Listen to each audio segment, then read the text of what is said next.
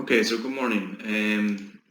Today we're going to talk about chemistry. So it's just a basic introduction to chemistry, and we're going to talk about what is chemistry and what is it all about. Chemistry really is a study of the materials that are all around us. So these materials are solid, liquids, and gases, and they're found on the Earth, and they're either mixtures. Or they're pure substances. And chemistry really then is the branch of science that deals with what these materials are made of and what changes these materials can undergo as well.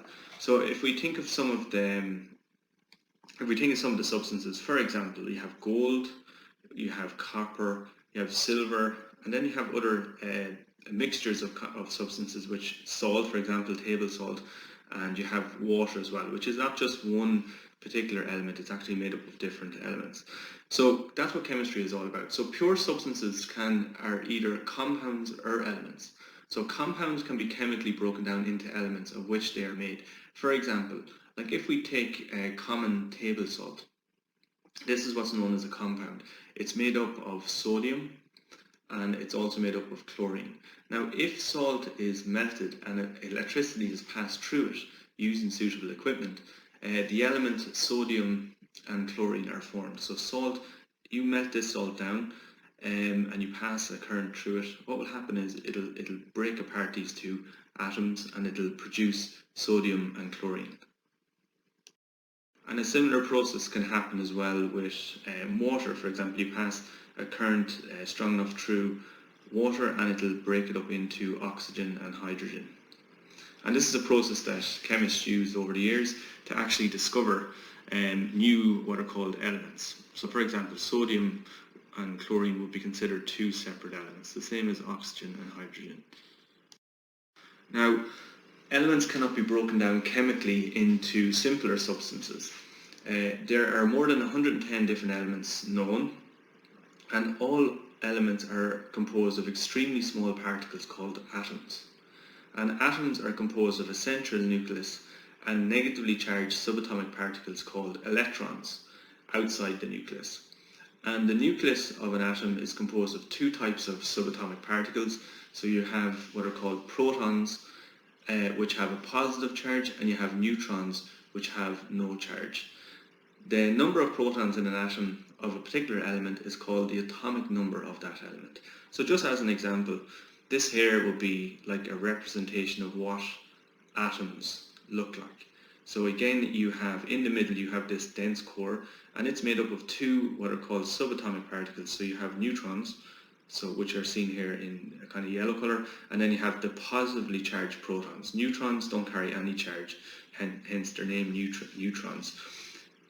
And then you have these electrons, which move around the nucleus, and they are negatively charged. They're negatively charged particles. So, and these are what are known as subatomic particles. But again, an atom is the simplest form of matter, and this is its structure. This is what it's made up of. Now, if we take gold, for example, so gold would be an example of a pure element. So what you have when you look at gold is you have atoms of gold. And if we look at gold on the periodic table, it looks like this. So you have this. It has its chemical symbol, which is Au, and then it has this number, which is 79. And this number is what's known as the atomic number. And the atomic number represents the number of protons that are inside the nucleus of an atom. So in gold's case, if you were to look inside the atom, an atom of gold, inside the nucleus, it has 79 protons. Its mass then, which you can see here, is 196.97. Its mass is made up of, the mass of an atom comes from the number of protons and the number of neutrons that are present in it. And if you want to find out, for example, how many neutrons are present in an atom, you take the atomic number and you subtract it from the mass number, and that will tell you the number of neutrons then that are present. If we take copper, for example, copper has 29 protons in its nucleus. You can see here its atomic number is 29. And silver then has 47 protons in its nucleus. So each element is designated by a symbol. So you see here, we have the three elements here, gold, copper and silver, and you can see here the letters are the chemical symbols, and it has its own unique atomic number, which is the numbers here at the top, which represents the number of protons, and that's what distinguishes one atom from another. Now on the other hand, then you have mixtures. For example, here salt. If you're to look at salt, go right down to its atomic scale and look at it, it's actually not just one type of atom. It's made up of two atoms, two different types of atoms, or two different elements joined together. So you have a sodium atom joined to a chlorine atom. So you can see here sodium's chemical symbol is Na and chlorine's chemical symbol is Cl. And the same then with water. If you're to look at water at an atomic level, it's made up of two different atoms. So it's made up of one oxygen atom joined to two hydrogen atoms. What we look at in these lessons, in this lesson, it's an introduction to chemistry. So it's kind of like looking at what chemistry is all about. And we'll start off by looking at the history of the periodic table. So how did scientists come about and discover like what everything in the world was made up of? How did they discover the atom, and how did they discover how they relate to each other, and the construction of what's known as the periodic table? And the periodic table is a very important table in chemistry. It's the cornerstone or keystone in relation to the whole area of chemistry, and it's very interesting how it was discovered and how scientists over the years carried out a lot of work in order to put together the modern periodic table, and we look at that.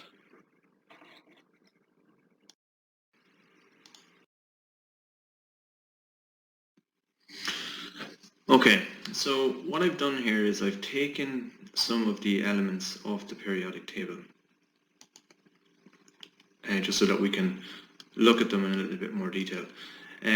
Okay, so if we have a look, so we see here we have the atomic number, and remember this is the number of protons, which is a subatomic particle that's present in the nucleus of the atom. So we see here we've gone from 1 all the way down to 36. And the number of protons that are present in the nucleus of the atom, that's what distinguishes one atom from another. So if we have a look here, like we have an atom or an element which is known as hydrogen. It has its atomic number is 1, so that means it has 1 proton in the nucleus of its atom. Helium has 2. And if we have a look over here, okay, so this piece here, so this is a lithium atom. And we can see here, so lithium is the third element on the periodic table.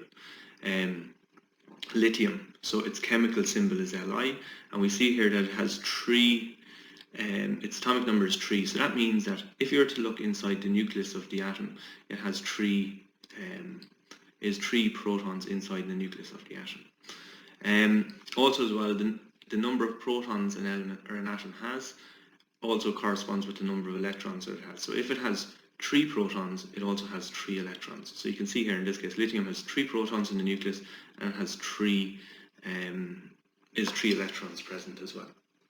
Now, so this is just a list of the first 36 elements on the periodic table. Now, just to have a look and think about, like, what do these elements look like? So in this picture here, so these are non-metallic elements, and just clockwise, so from top left. So here, this here, it looks kind of like butter. This is what's known as sulfur. Okay, so sulfur, and its chemical symbol is S. So we see here that sulfur, its chemical symbol is S. It's the 16th it's the 16th element on the periodic table. We can see that here, okay, and its chemical symbol is S.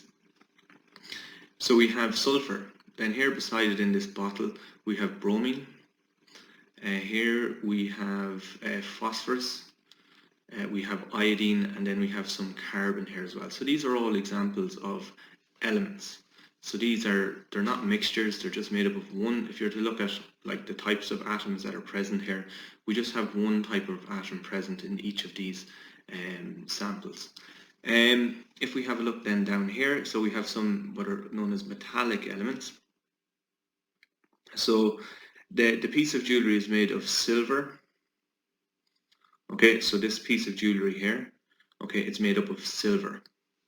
And the bowls are nickel. So these here, they're made up of nickel. The rod is iron, so this rod here is iron. The strip, this is a strip of copper. And the black lump is magnesium. So this here, this big black lump is what's known as magnesium. And the grey lump is what's known as cobalt. Okay, so this grey lump here is what's known as cobalt. And then if we have a look here, so again clockwise, just some more elements. You have, so upper central, so this here is chlorine, and you can see that it's in a gas form, so it's kind of like a yellowy kind of gas. Sulfur, this here is known as sulfur. Mercury, we have mercury here. Mercury used to be used in thermometers until it discovered that it was highly toxic to the brain, and it caused madness. So that's where the term "as mad as a hatter" comes from. You had these people who were employed as hatters, and they used to use mercury to get the right shape and texture and colour in hats. And what people discovered was that as when people started working as a hatter, almost very predictably over a period of time, their mental health deteriorated, and that's where the term comes, "as mad as a hatter." But what they discovered many years later was that what was making the hatters mad was actually that this mercury is highly toxic to the brain, and it was getting in there and it was causing problems. Then you have copper, so we have copper here, and then here you have silicon. So all of these are just examples of elements. They're elements that can be found in everyday life, and they're examples of elements. And remember, what distinguishes one element from another is the atomic number, is the number of protons that are present inside in the nucleus of each of their atoms. Okay, so what I want you to do, I want you to answer this question here. And if you can just write down your answer you can either write it down on a piece of paper, take a picture and send it on to me, or you can type it up and send it on to me via the chat option in Teams. Okay, so you're being asked what element is represented in each case by the following symbols. So if we look at this first symbol, H, we can see here H, and that element is hydrogen. And that's just an example. So I want you to look at each of these and tell me what element is represented by each of the symbols. So what are the symbols for each of the following elements? So again, sulfur. So we have a look here. So we look for sulfur. Where is sulfur? So I can see here, there's sulfur. So its element is S. That's the symbol that represents sulfur. And we can see that has 16 protons. So if you can give that a go, and if you can send those on to me, that would be great. Thank you.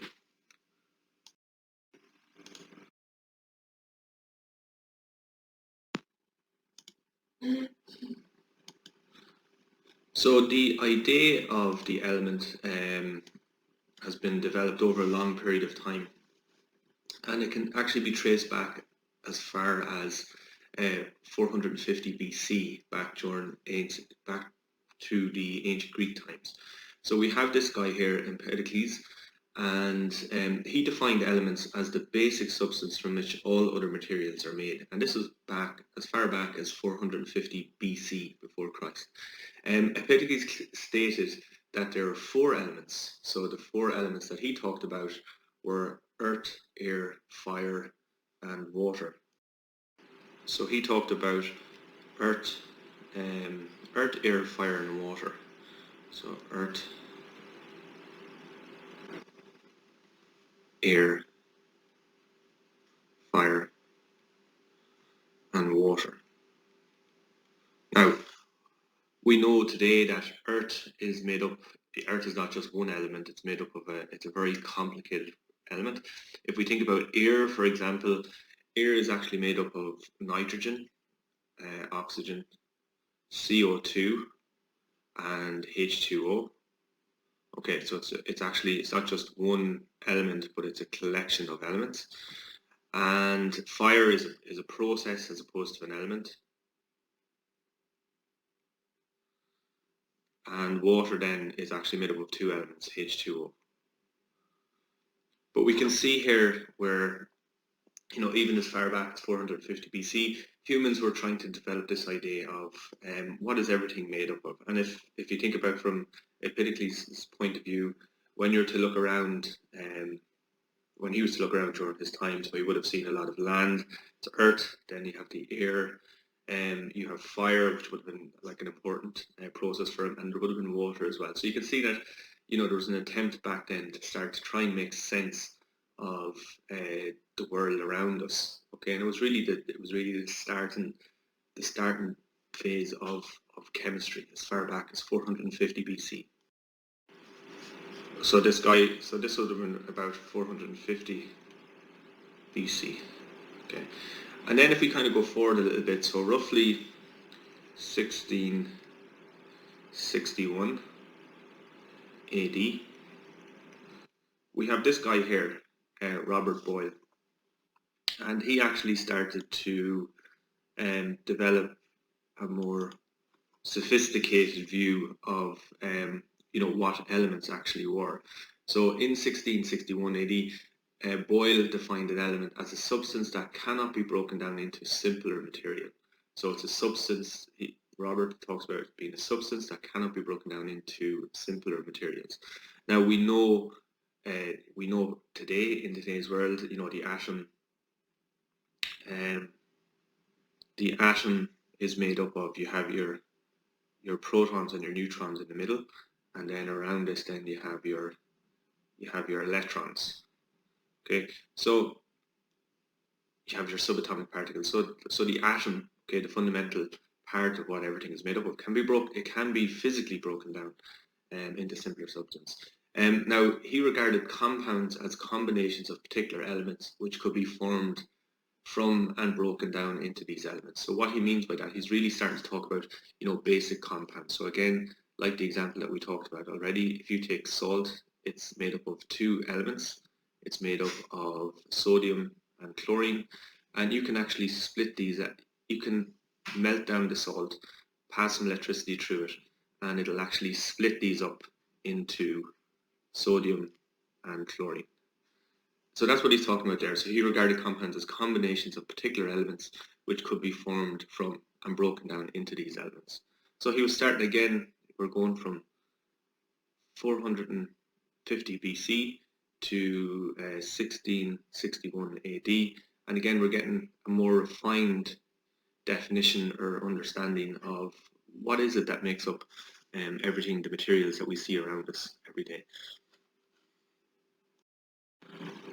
So then what started to happen, so this guy here, Humphrey Davy, he started to come on the scene, and this was roughly around 1807, and Davy developed this powerful new electrochemical technique for breaking down compounds into elements.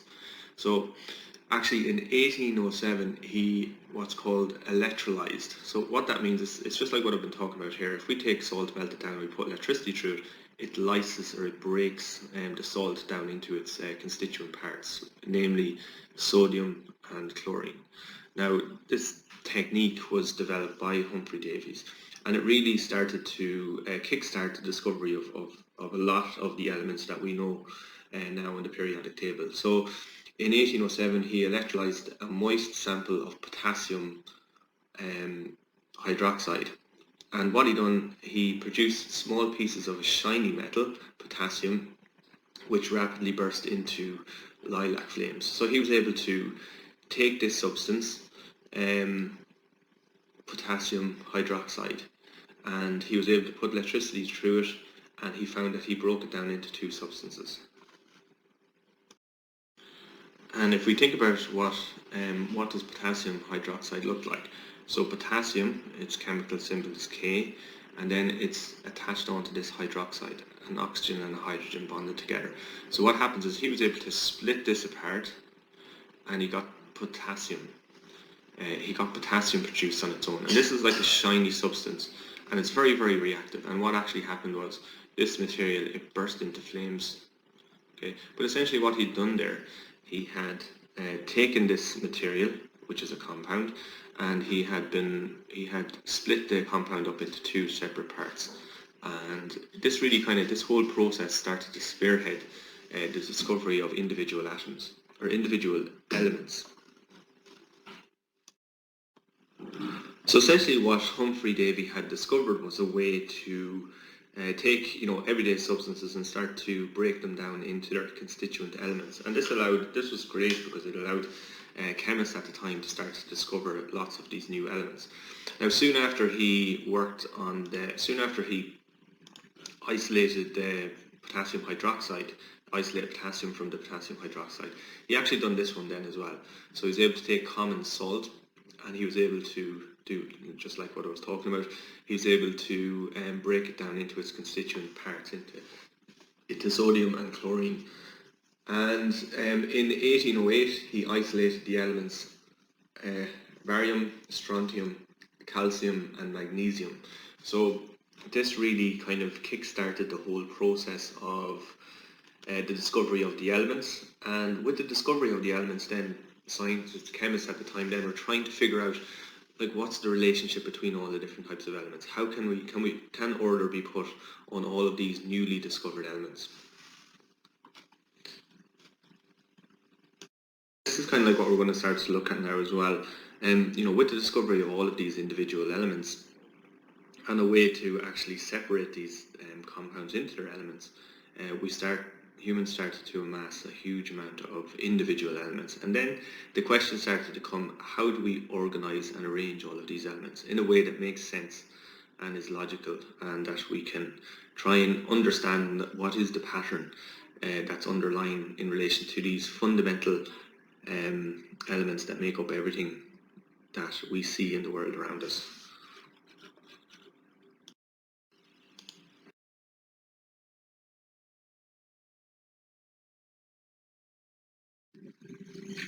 So we started to talk a little bit there in the last slide about this guy here, Humphrey Davy. Okay, so roughly around 1807, he came up with a way to split atoms by melting them down, but split up compounds into constituent elements. So, for example, he would take table salt, melt it down, pass a current through it, and it would split it up into sodium and chlorine. And what this allowed, it allowed chemists at the time to start to discover a whole range of new elements. So if we have a look here just at this graph, and this kind of shows the impact of Humphrey Davy's technique in relation to the discovery of elements. So what we see here, so we have the x-axis, which is the horizontal axis, and we have this y-axis here.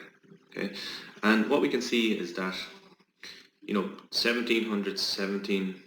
roughly 1700s up to the start of the 1800s. Okay, the number of known elements was relatively few. Okay, so in the 1700s it was below 20.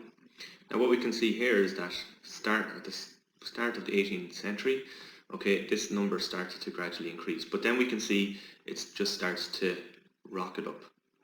Okay, and this is all down to the work of Humphrey Davy. Like, he really, with the development of his method by experimentation, this electrolysis method, it enabled us as humans to be able to start to discover huge amounts of elements. So if we look, like, between the 1800s, so roughly around 1807, that's when he came up with this technique.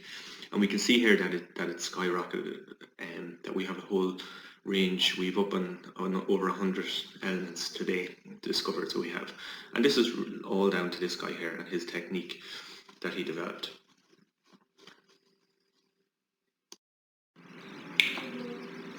Now, with the discovery of all of these new elements, a new problem started to arise. What's the relationship between all of the elements? Is there any kind of order there? And we get this guy here, so this fellow that we're looking at here. So this guy, his name is Henry Moseley.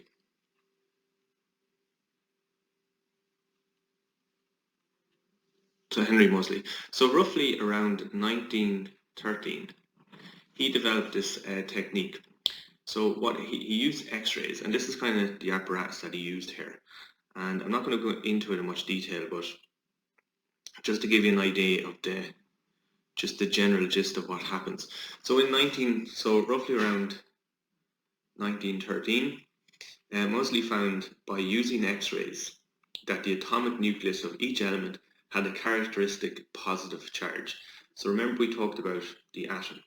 Okay, in the middle you have, let's say, so you have protons, okay, and you have neutrons. So imagine this is the nucleus of the atom. So he found that by using X-rays, okay, so imagine the X-rays are bombarded at the nucleus of the atom. He found by this experiment that he carried out that each element had a characteristic positive charge. Positive charge. Okay, so it was actually characteristic. So for example, if he was to take sodium, it would have its own characteristic positive charge. If he was to take chlorine and bombard it with X-rays, he found that it had its own characteristic positive charge. And he called this positive charge the atomic number.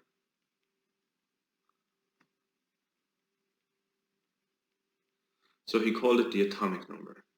So he basically bombarded the atoms with X-rays, and he found that through this experiment that he carried out, that each individual element had a very unique and characteristic atomic number. It had a very unique and characteristic positive charge, and he called this the atomic number. And the discovery of the atomic number made possible a more advanced definition of an element. So what does it mean? So an element then is a substance, all of whose atoms have the same atomic number. So for example, like you can have a mixture of substances, and if you were to carry out this kind of bombarded with X-rays, you would find that, you know, different atoms within that mixture would have different atomic numbers. But if you have just all sodium, all of those atoms will have the same characteristic atomic number. And this was brilliant because what this enabled us to do was to discover and look at a pattern between all of the elements that were being discovered. And this was tremendous work by Henry Moseley. He really he started science chemists thinking about the nucleus of the atom and thinking about you know, the fact that there's a positive charge there. So this, like, as you can see, science, everything builds upon everything else. And that's what science is all about and chemistry is all about. You know, particular, it's just individuals working along and they're all connecting up their work. And what happens is we get a really powerful understanding of the world and everything around us that we see today. And this enables us to make great advancements in the area of science as well. So then just to kind of re-emphasize, so roughly in 1913, Moseley found that using X-rays, that the atomic nucleus of each element had a characteristic positive charge. He called the positive charge the atomic number, and the discovery of the atomic number made possible a more advanced definition of an element. And the advanced definition then is a substance, all of whose atoms have the same atomic number, or the same positive charge within the nucleus.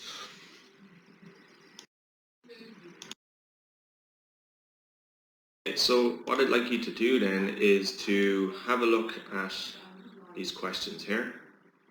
So you can go back over the lesson that I've just given, and you can also use Google, and I want you to answer these questions.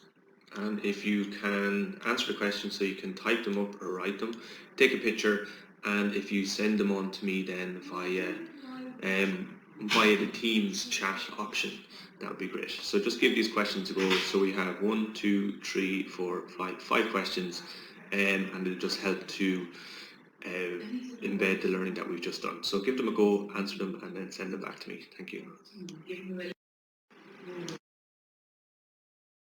So what we're looking at here is what's known as the modern periodic table. And I just want to talk a little bit about how this is arranged. Now the first thing I kind of want to talk about is if we look in the periodic table, so I've just taken one of the element. So I've taken one element out of this periodic table.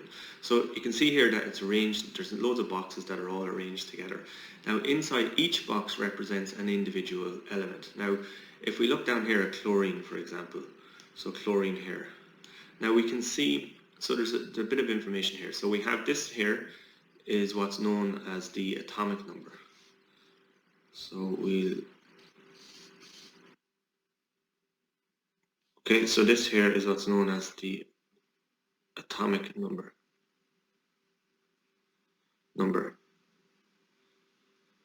And it represents the number of protons that are present inside the nucleus of the atom. Now, if we look at the periodic table, we can see that it's arranged in increasing atomic number. So we have hydrogen here. The next element is helium. So hydrogen has 1, atomic number is 1. The helium, its atomic number is 2. Then we have lithium, its atomic number is 3. Beryllium, atomic number is 4, and so on. And it arranges itself vertically in this way. So each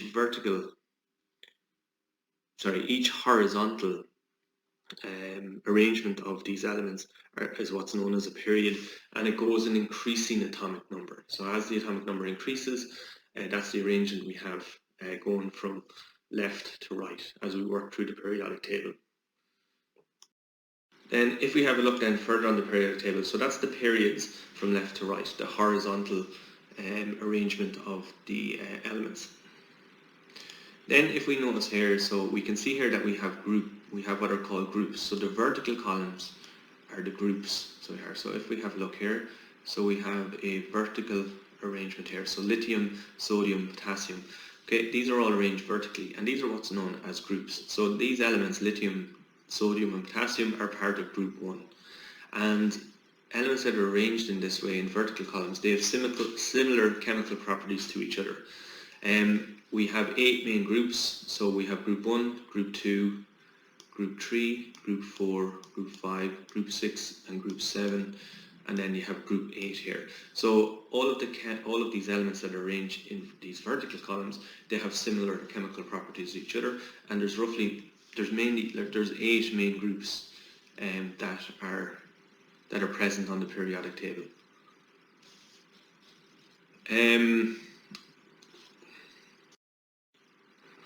So then here in the middle, from here to here,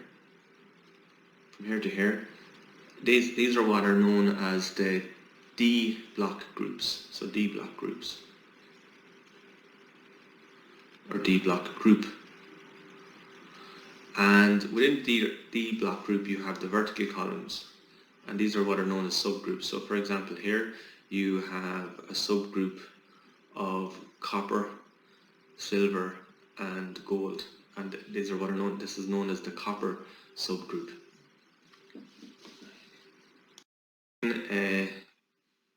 These vertical columns, so vertical is equal to group.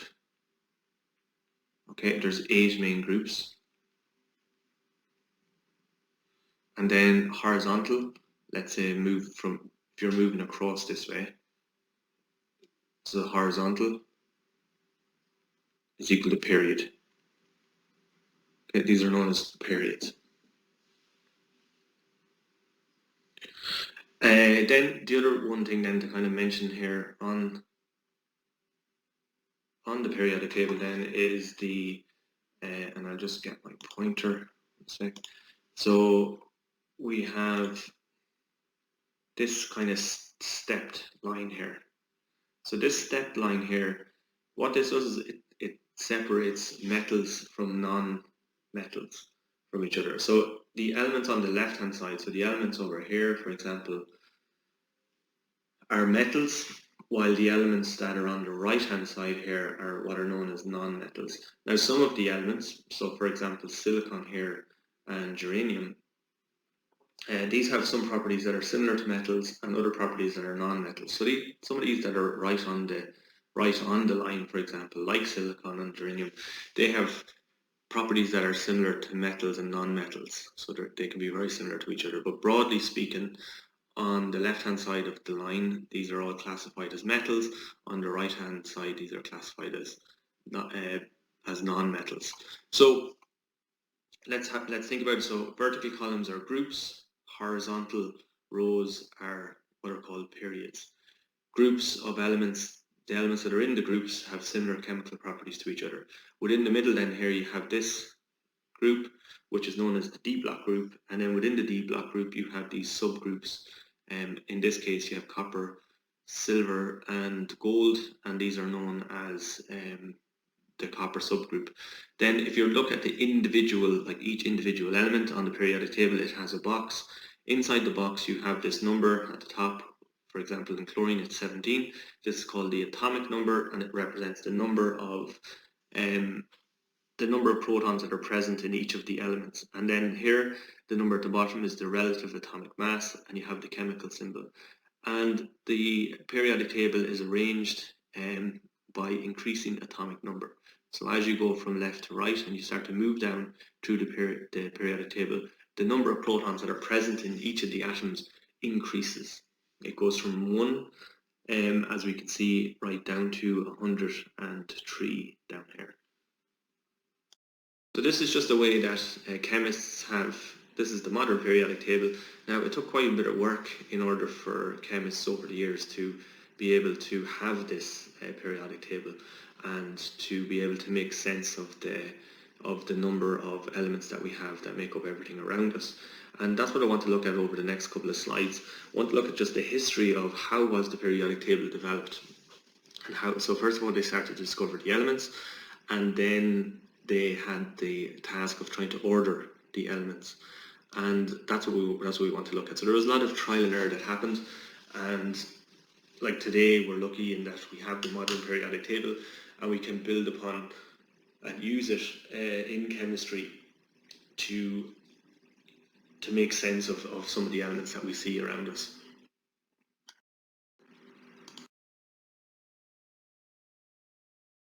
Okay, so what I would like you to do then, so if you can answer the following questions, and again just either you can type them up or you can write them in your copy, for example, and take a picture and send that on to me as well. So just give the questions a go. So just read the question, answer them, and just send them on to me. So the first one, what is the term for a vertical column in the periodic table? So remember, what are the vertical columns? So just what are vertical columns? They're known as groups. Give them a go and send them on to me. Thank you. So what we're kind of starting to look at now is the how, as these new elements were being discovered, how did scientists at the time, how did they go about trying to make sense and make some kind of order or arrangement for the elements that were being discovered?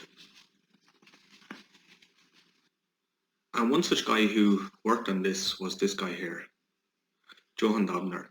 Now, Dobner, roughly around 1817. Okay, so we looked at this here before. This gives us the number of elements being discovered and the year they were being discovered. So we can see here, somewhere in around this time here, as Davy developed his method for discovering elements by splitting apart compounds such as salt, we see that there's a massive increase in the number of individual elements being identified. So next comes the question, what's the relationship between all of these elements? How do they relate to each other? And is there some kind of pattern or order between the elements?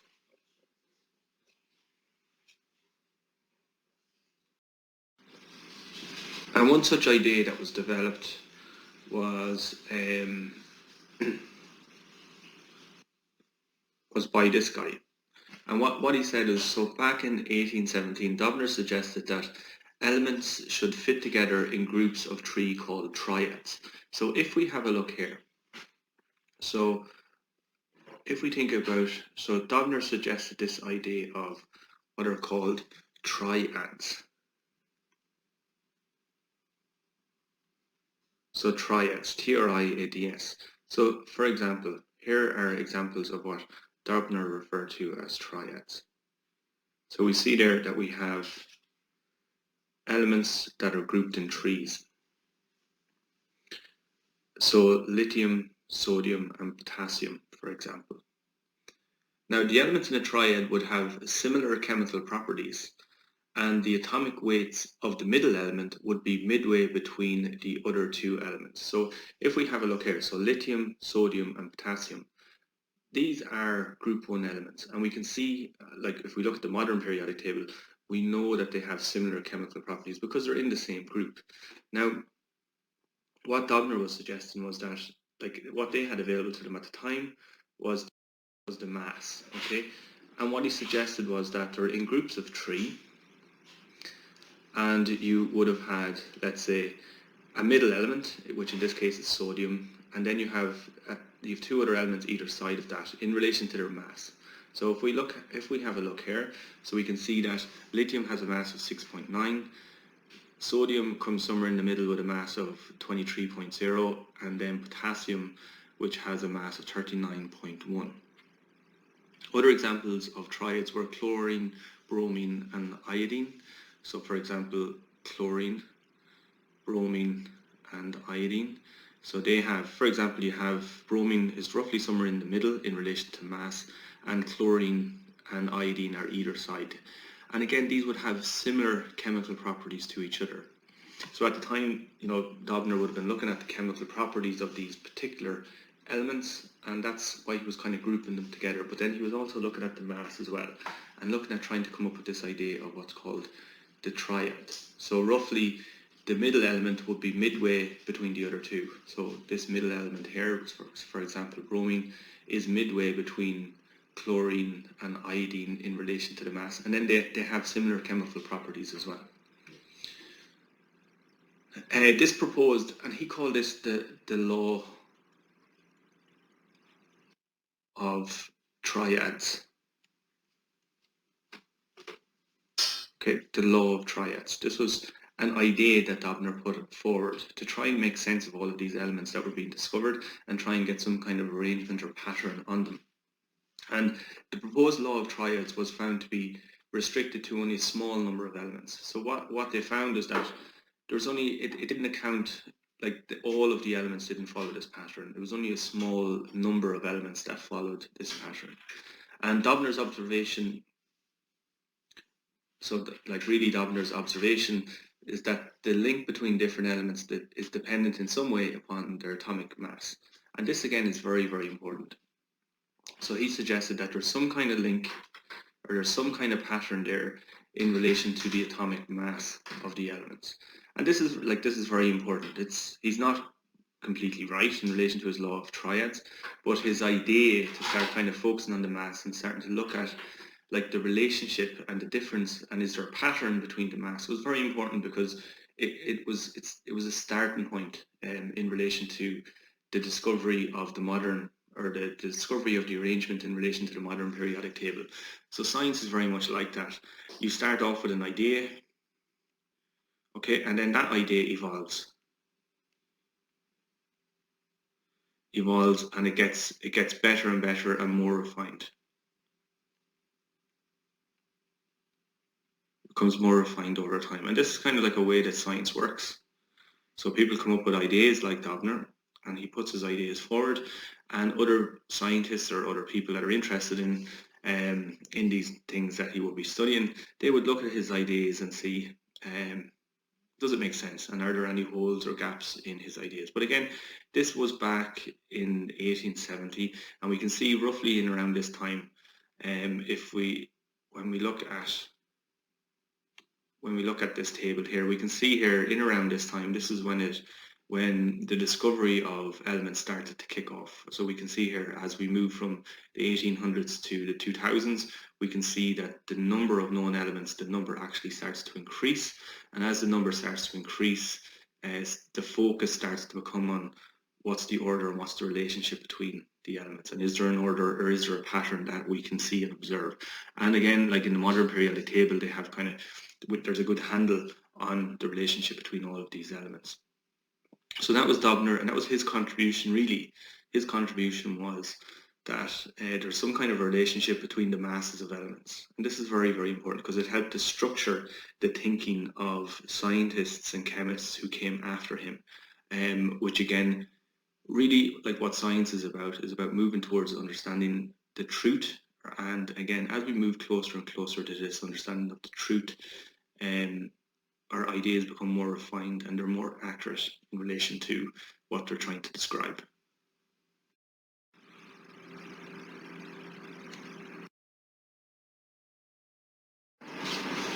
So in 1863, Newland arranged the elements in order of atomic weight and found that properties seem to repeat themselves every 8th element. And at this stage, the noble gases hadn't been discovered. So this is kind of what Newland's arrangement kind of looked like. So we can see that some of these are the way that the elements are arranged on the periodic table. But again, he referred this to as the law of octaves. So this periodic relationship worked for only the first 17 elements then known. So there was a lot of elements at this stage that were not known. Newland's attempt to force all the known elements to fit the pattern, for example, he included copper and silver, which are among the least reactive of metals, in the same group as the very reactive metals lithium, sodium, and potassium. So if we see here, so he's including these groups in the same group. So lithium, sodium, and potassium, and he's included copper in here as well. Not surprisingly, Newland's law of octaves was not accepted by other chemists as well. But again, it's another attempt at scientists to try and put some order on the elements that have been discovered at this time. So again, we're gradually starting to get closer and closer towards what is the modern periodic table.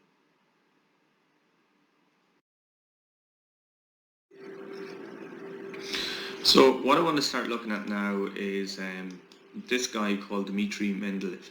And he made some very significant contributions to ordering all of these newly discovered elements. And he really kind of is cited with founding the modern periodic table. So Mendeleev made a thorough study of the relationship between the properties of the elements and their atomic weights. So now what we mean by properties, so we see in previous attempts what chemists were trying to do is they're trying to order chemicals as per their atomic mass, and some had some kind of success in doing that, but it wasn't overall very, very successful. We had octates and we had triads, and we had all different types of similar or indicating that there's some kind of a pattern there, but none of them were very successful. Whereas Mendeley, what he looked at was he ordered them as per their atomic mass, but he also ordered them as per properties as well. So what do we mean by properties? So we can think about things like their appearance, how they looked, their melting point, the temperature at which they turned from a solid into a liquid, their density, how they reacted with other chemicals or other elements. Okay, so these are all kind of properties that Mendeley would have been interested in. And like Newland, he found that there was a periodic recurrence of properties when the elements were arranged in order of their atomic mass. So what he found is that when you arrange them in order of their atomic mass, there was this reoccurrence of similar properties between some of the elements. So again, it all indicates that there's an underlying pattern that's there. It's just trying to figure out what that pattern is.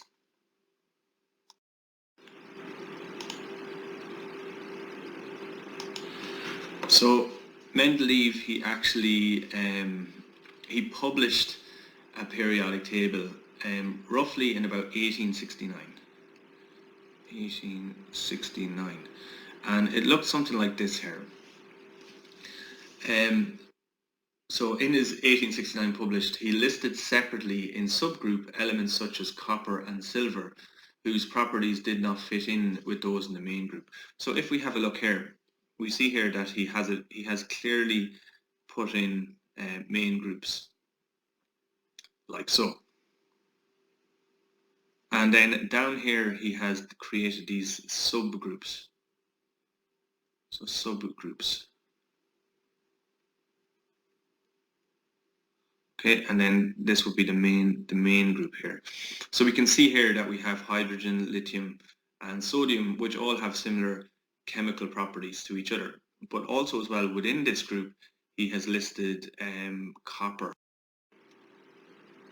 So we have, it doesn't have similar properties to, for example, hydrogen or lithium or sodium. So this is why he put them into these particular subgroups. And the reason he put them into this subgroup was because he found that, the properties of copper, for example, did not fit with those of the main group. They would have had similar mass, but similar or an atomic mass that would have put them into this group, but their chemical properties were not similar to each other. In this as well, when we talk about the subgroups, we mean like these guys here, so to the right. Okay, so for example here. So we have the group, which goes from here to here, and then you have this subgroup here to the right. And also something about, like if we just look at this table that he published as well. So in Mendeleev's table, the first two horizontal periods, so if we think about the horizontal period, so going from across the top here, so the first two horizontal periods contain seven elements. So if we look at this one here and this one here, okay, it contains 7 elements. 1, 2, 3, 4, 5, 6, 7. And the same with the second one here. 1, 2, 3, 4, 5, 6, 7. He did not hesitate to put the elements iodine and beryllium out of their correct order of their atomic weights because of their properties. And he put beryllium in what we now know as group 6, even though iodine has the similar atomic weight as well. Okay, so if we look here, so we can see we've beryllium here and iodine here as well. So again, he was kind of, instead of just strictly basing it on atomic weight, he was actually looking at their chemical properties as well. Now, another thing as well that's very common to this table that he published in 1869 is the fact that he left these spaces here. He also left gaps in the table in order to make elements fit into proper groups, and announced that the gaps represented elements not yet discovered as well. So this was like a really genius move on his behalf, and very, very insightful as well. So he thought that during this period of time, maybe there's elements that have not been discovered yet. The whole area of discovering elements was relatively new, and he left gaps here so that we can see here in his table for elements that he felt that they should be there, but maybe they just have not been discovered yet. And choosing 3 gaps in particular, he described the properties the missing elements ought to have based on the properties of the elements above and below the gaps in his periodic table.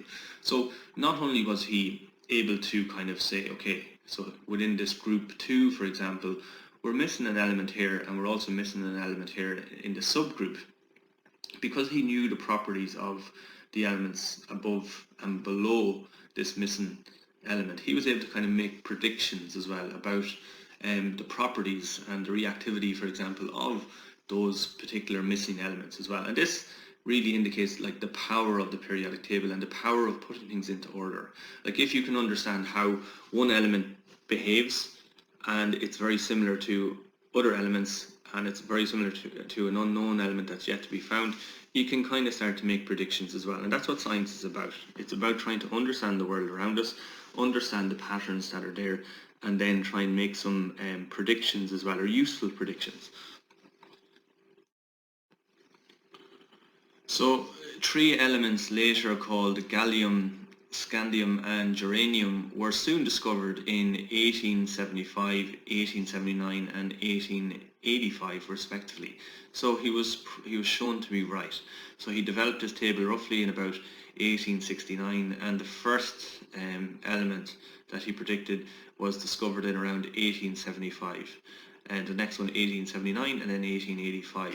So the properties of these elements were very close to those predicted by Mendeleev for the missing elements. So again, this further adds weight that his observations and his theory on the arrangement of the elements in the periodic table is somewhat correct.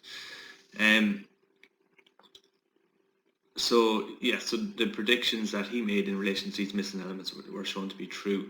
Now also as well, so what if we have a look here? So this here, this table here, it shows the predictions that he made and the observations that were observed then when the element was discovered. Now the element that we're talking about here, it's what on the periodic table it is called germanium. So it's Germanium.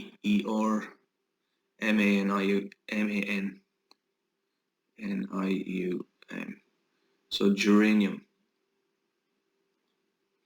And he actually referred to this, or he called it, when he made his prediction, that it was discovered by a German, hence the name germanium, and that's where the name comes from on the periodic table. But he called it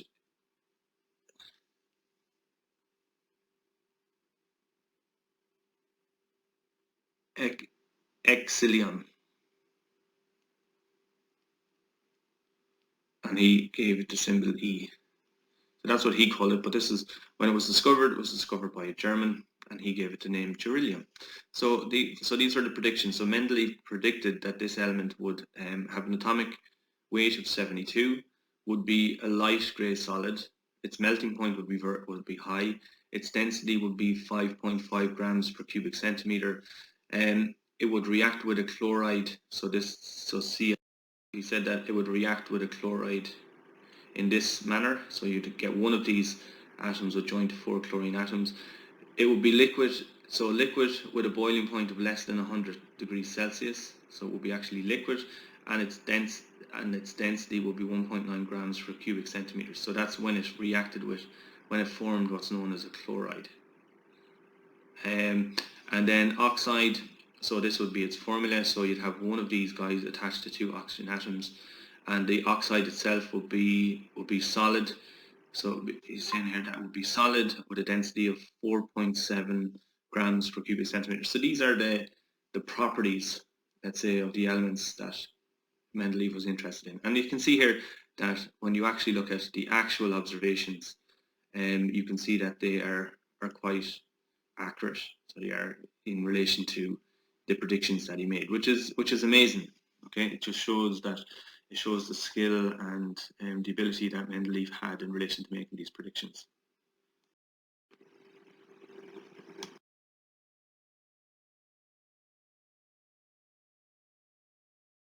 Okay, so just some more on Mendeleev's table as well, and just some of his predictions. One of the case in points as well are, one of the apparent anomalies in Mendeleev's table was the placing of beryllium. So if we have a look here, so what we're looking at here, okay, so this here is the modern periodic table. This is Mendeleev's table as well. And then we're just focusing in on a couple of individual elements that show that, you know, Mendeleev's predictions were fairly accurate, so they were, when you actually compare it to the modern periodic table.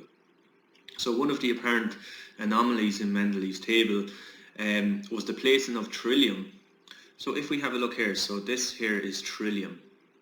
And if you see in Mendeleev's table, beryllium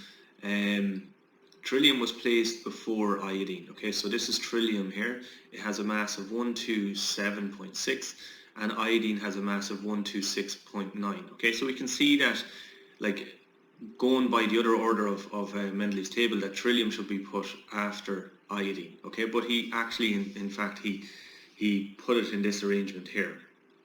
So you have beryllium. Okay, so you can see here, even in his table, he has beryllium in group 6, and then he has iodine in group 7. Now, he placed them there because, remember, he wasn't just looking at the mass. He was actually also interested in the chemical properties as well, and he felt that beryllium, for example, with the chemical properties of it were more in line with the chemical properties of the other group 6 elements, as opposed to the group 7 elements as well. Now, this started to, like he was right in relation to placing them that way as well. And so if we remember Moseley as well, he discovered in 1914, he discovered that each element had a different atomic number. So remember, he'd done his experiments with X-rays, and he discovered that each element had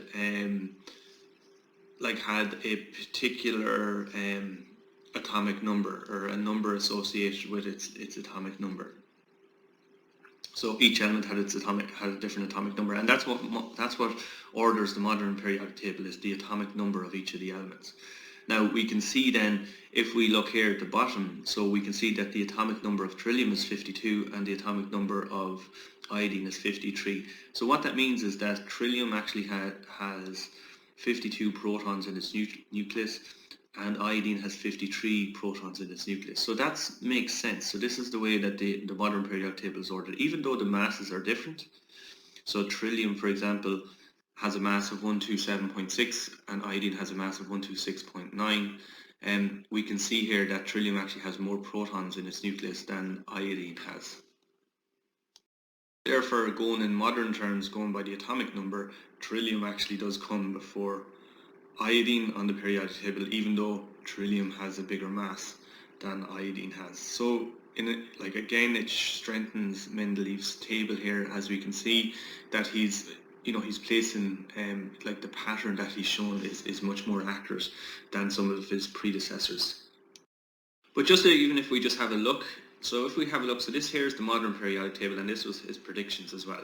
So we can see here, like helium, like he was very, very accurate. So group 1, if we look at the modern periodic table, so we can see that we have lithium, sodium, potassium, radium, okay, and some of these other materials, elements at the time were not discovered.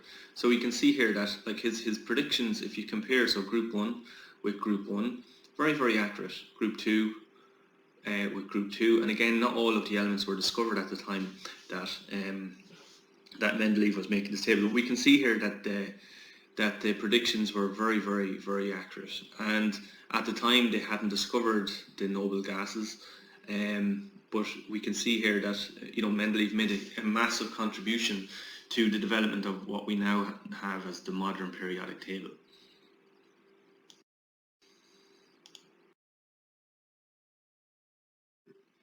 So what we want to think about now is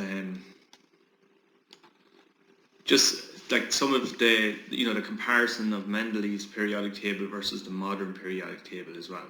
So here we have the modern periodic table, and then here we have the predictions that Mendeleev made in his periodic table. So one, gaps were left for undiscovered elements. So we can see here that Mendeleev left gaps for these undiscovered elements that were later discovered as well. And again, he's shown to be right. If you look at group 3, so for example, so group 3, you have if we have a look here, so if we have a look at group 3 elements, so we can see here that we have elements, these guys here, that were not discovered at the time. Not everything was accurate, but we can see there's gaps left for undiscovered elements. In the modern periodic table, these gaps have been filled. Okay, so during his time, there was gaps in the periodic table, but in the modern periodic time, they were filled. So what's some of the other differences? So so these group 0 elements were not discovered at the time. So these are the noble gases. So the group 0 elements. The modern periodic table obviously then has these noble gases here. Elements discovered since 1869 are missing. So elements discovered since 1869 are missing. Elements discovered since 1869 are included in the periodic table. So in Mendeleev's, there's predictions or gaps that he made, but there's also elements that are just not there, that were discovered later in around 1869. So the D block elements arranged as subgroups beside each main group. So remember, we have the D block elements. So these guys here, so from here to here, these are known as the D block elements. Now you can see in his table, like he was putting the D block elements here in subgroups like this. Okay, so you can see here. So you have the main group. Okay, so you have all these guys are part of the main group, but then you have these subgroups are over to the right, and they are subgroups. Whereas in the modern periodic table, they're placed in what's known as the D block. So you see we've the D block here, but he placed them in these subgroups. So D block elements arranged as subgroups beside each main group. So this is what we mean here. And D block elements arranged as subgroups in a separate block. So here we have a whole separate block called the D block, and that's the way they were arranged. Elements arranged in order of increasing atomic weight in almost all cases. So when we look at Mendeleev's table, the elements are arranged in increasing atomic weight. Okay, so atomic weight. So again, this idea of atomic number was not available to him at the time, but atomic weight was, and that's primarily the way Mendeleev arranged his table. Now he also took into account some of the chemical characteristics of the elements he was arranging as well. Whereas if we look at the modern periodic table, the elements are arranged in order of increasing atomic number. So again, with Moseley's discovery of this atomic number, and that's what we use to arrange the modern periodic table as well. So those are just some of the differences between Mendeleev's periodic table and the modern periodic table as well. And it's important that you know these differences and that you can kind of talk about them and explain them.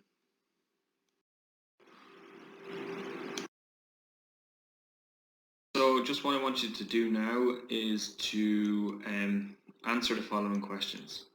So questions 16 to 24. So give them a go, and you can write them down on a page, take a picture and send it on to me within the Teams chat option, or you can just type them up and send them on to me that way as well. So give them a go, and if you can send those on to me, that would be great. Thank you.